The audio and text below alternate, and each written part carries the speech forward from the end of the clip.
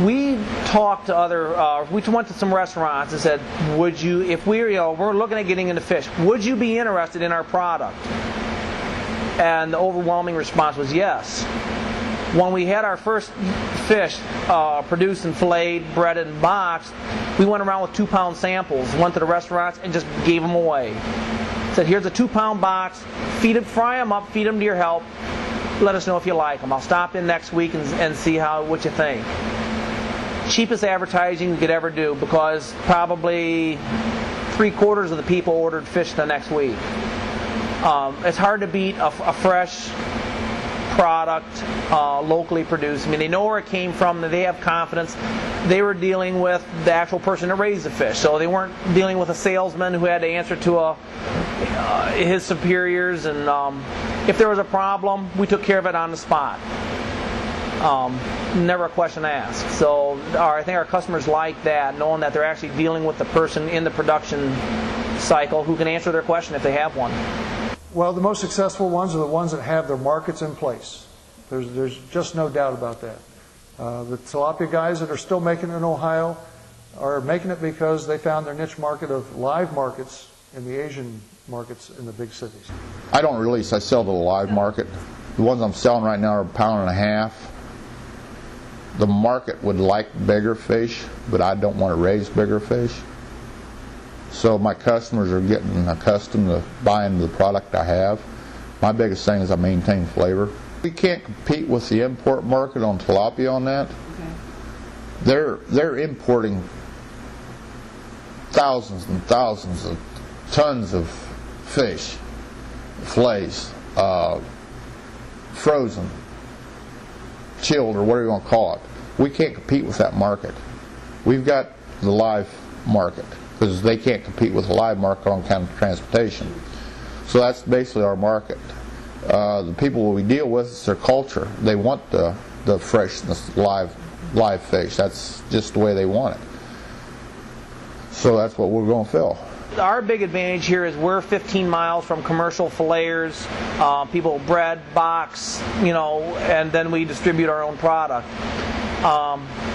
There are some facilities inland, depending on your volume of fish. I mean, if you can flame yourself, wonderful, but you need to be HACCP certified. When you start doing processing yourself, you should be HACCP certified, which, that's another course I hope to take this coming year to get certification. Depending how far away you are from the Great Lakes, it may be advantageous to you to simply drive the extra miles. I mean, if you're in the northern half of if you're within that 50-mile radius of the Great Lakes, you're within striking range of commercial processors. Simply finding them. Why duplicate something that they already do very efficiently, that they're set up to do? So why, you can do your own facility if you have enough there. Again, the benefits of volume. If you have your own volume of fish to do, then it's advantageous now to put in your own processing facility. Until you're over probably a minimum 100,000 pounds, and actually double that, or probably 500,000 pounds, probably more realistic, where you can put in a small processing facility. Fish processing facilities aren't complicated, they're not large, and you can run a large volume of fish through there. It's simply having personnel. We really started this farm with the intention of just raising fish wholesale, selling to market, something like that. But as we were here, we started having people come to the farm to buy fish. So when we started, we'd say, okay, well, net them out of the tank, throw them in a sack, and here you are. But after a while of doing that, our state inspectors told us that, well, if we set up a nice little clean area down that fish barn in the corner, we could dress them for the customers, in front of the customers, and then we could send them home at least with a partially processed product. And we did that for a lot of years. And then we finally, even that little facility was developed to where we were able to sell to restaurants. And we did that for many years. We've wholesaled for over 16, 17 years, every week of the year, and have never missed a week yet, thankfully. But that was the way we started, with the wholesale end of it in mind. But again, the people kept coming to the farm and seemed to be enjoying coming to the farm and seeing the fish. And so our retail business, particularly in the last 5 or 6 years, is expanding probably 50% a year.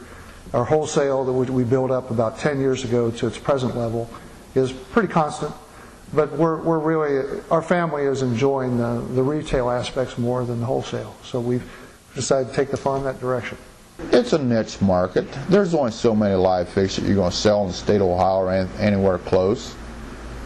Over expansion, it's just going to cut throat to where it's going to be non-profitable. I hate to imagine how many pounds that would be, but there's a limit. There's a limit to any kind of production.